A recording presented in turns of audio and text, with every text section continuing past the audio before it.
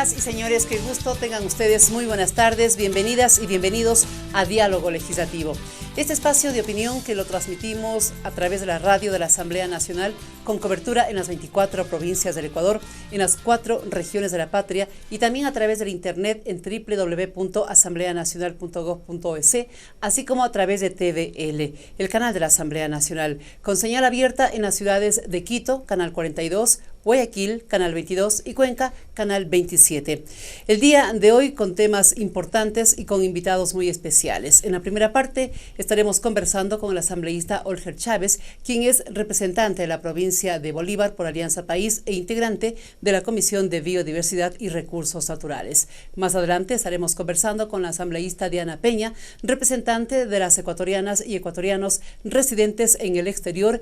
Ella es integrante de la Comisión de los Derechos de los Trabajadores y la Seguridad Social. Abordaremos con ella el tema relacionado con los preparativos del Código Penal, del Código Laboral, que también está en camino. Esto del Código Penal nos tiene, pero a todos en onda, porque hay algunos temas que se los ha desarrollado y hoy en este espacio no va a ser la diferencia, tan solo con una característica especial. Abordaremos otros casos. Por eso, asambleísta Olger Chávez, gracias por aceptar nuestra invitación. Bienvenido a Diálogo Legislativo.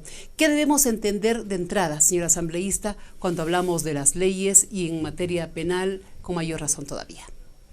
Buenas tardes, diría ya. Muchas gracias por esta gentil invitación a este interesante programa, porque es deber también de la Asamblea Nacional. Y recuerdo en este instante, hace algunos años, en el Pleno de la Asamblea había planteado que era un deber deber de la Asamblea y un derecho del pueblo a ser informada de todo lo que está sucediendo en las entrañas de la Asamblea Nacional.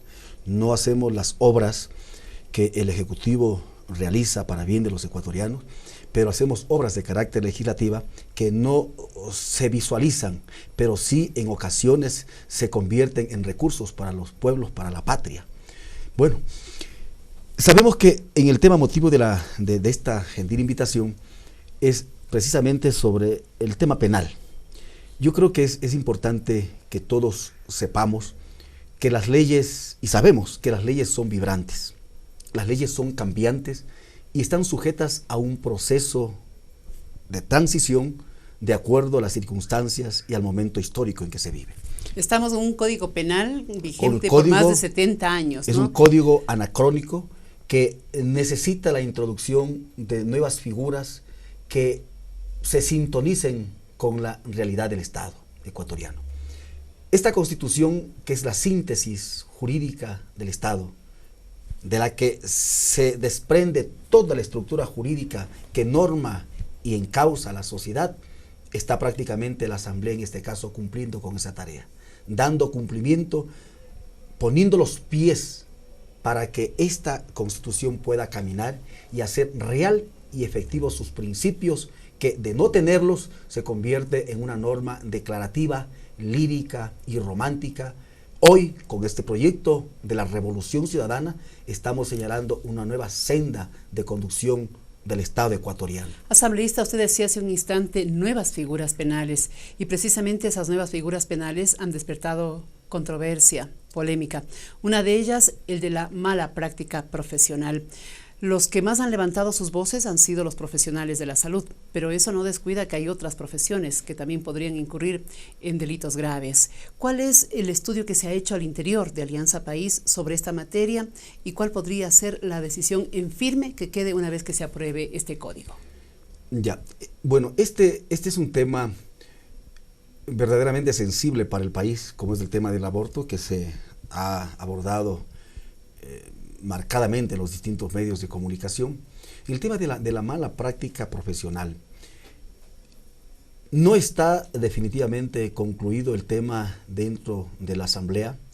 Hemos votado ya el proyecto de ley del título preliminar, el primer libro, pero está pendiente una figura que está de acuerdo a la ley orgánica de la función legislativa, que es la reconsideración.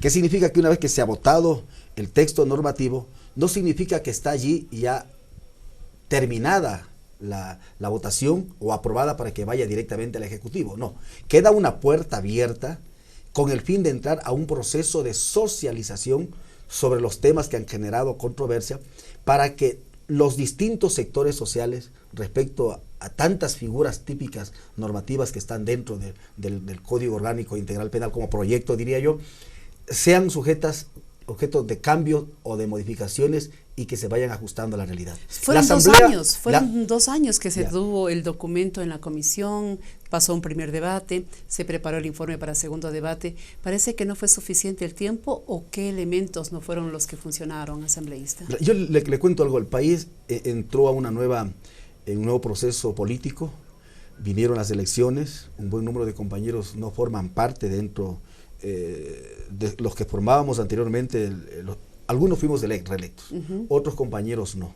Entonces sí ha faltado acelerar más el ritmo del trabajo, pero ahora estamos prácticamente trabajando intensamente en el tema y yo veo que si se ha esperado 70 años prácticamente para este nuevo Código Orgánico Integral Penal, hoy estamos hablando prácticamente de semanas o de días para que el Pleno de la Asamblea tenga que nuevamente integrarse, constituirse en Asamblea para proceder nuevamente y dar continuidad con el debate. Para cerrar este tema de la mala práctica profesional asambleísta, ¿qué elementos pueden motivar que se reconsidere la votación en este capítulo y se vote ya en definitivo en Alianza País de manera particular? Es necesario contar con la acción participativa de los sectores involucrados, que vienen a ser los médicos, pero también del pueblo, de la ciudadanía. Porque esta normativa no está solamente, no es verdad, y es necesario aclarar, que estamos en una etapa de criminalización de la profesión o de las actividades, sobre todo de los médicos. Hablamos de las profesiones en general, pero en este caso de los médicos, que son los que más han dado cierto tipo de reacciones, opiniones, puntos de vista. Está bien, hay que construir las leyes y saber que una ley es imposible que pueda dar tranquilidad y satisfacción para todos. Entonces, es deber del Estado, del Ejecutivo, del Legislativo, actuar con absoluta responsabilidad, con equilibrio, mirando sobre todo el interés colectivo, el interés nacional, por encima de los intereses de ciertos grupos. Pero yo quiero hacer algunas preguntas que en este momento se me vienen a la mente. Una persona que va a dar a luz, ha sido previamente tratado por el médico, es parto normal. El médico le dice que es cesárea. La persona le dice no, que es parto normal. Bueno, le reciben para parto normal, pero advirtiéndole que no responde lo que pueda suceder. La persona da a luz con parto normal.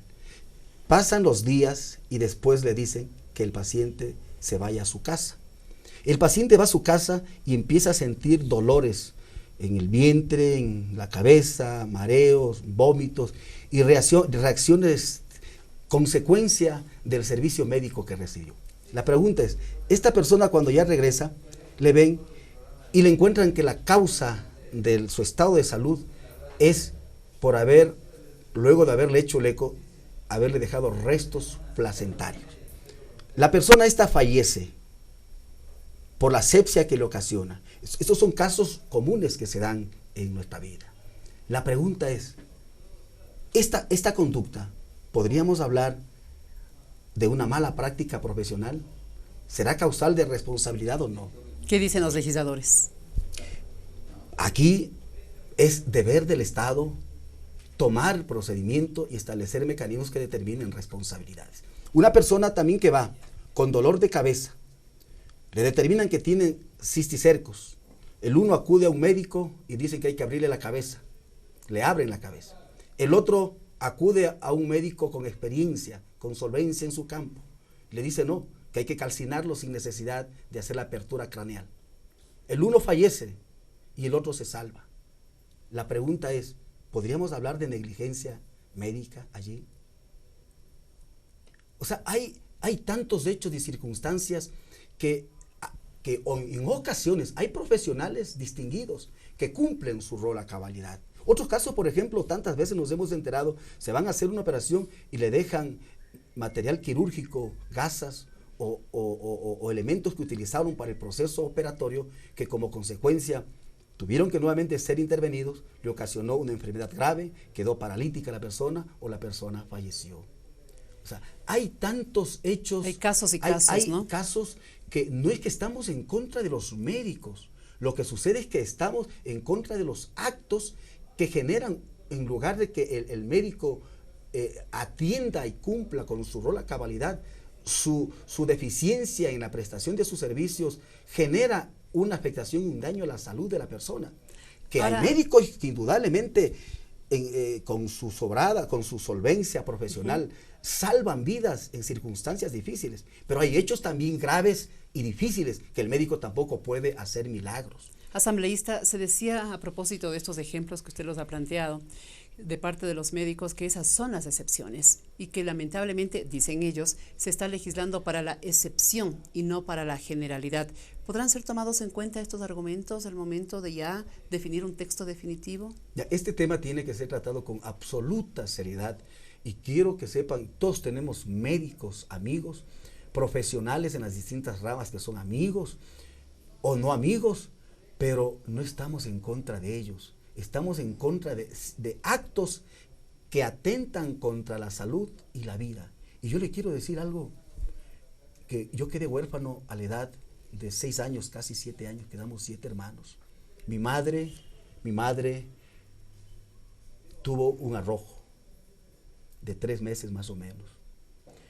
Fue llevada al hospital y después de haber sido intervenida, le dijeron que ella vaya a su casa. Y ella estaba lavando en una tina, a puño recuerdo, yo al pie de ella, y ella se quejaba y se sentaba en la cama. Y se levantaba nuevamente y ya no soportaba. Esperaba la llegada de mi padre. Y mi padre llegó y le dijo, pero mujer, ¿qué te pasa? Me está doliendo, ya no soporto el dolor. Yo estuve junto a ella hasta el día final de su vida. Trasladamos directamente al hospital, allá en Guaranda.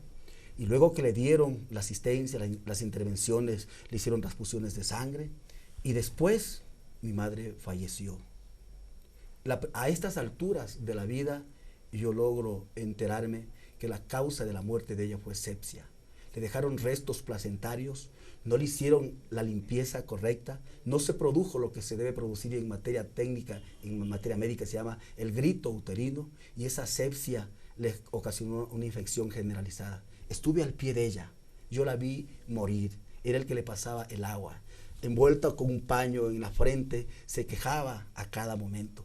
Y mi padre desesperado, todos los hermanos afuera, esperando una respuesta médica con responsabilidad. Quedamos 7 hermanos huérfanos, 7 hermanos huérfanos.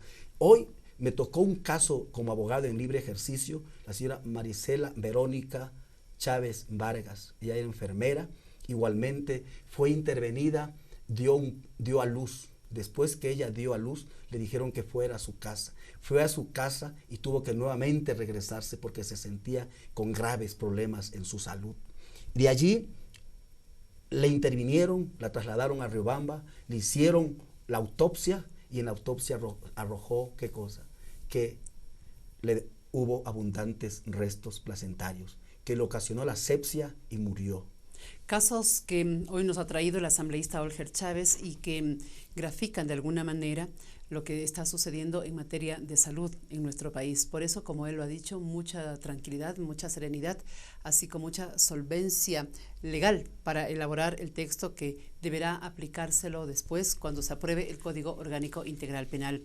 La materia de medicina nos lleva ahora a hablar del aborto, asambleísta, un tema que inclusive motivó situaciones políticas preocupantes al interior de Alianza País.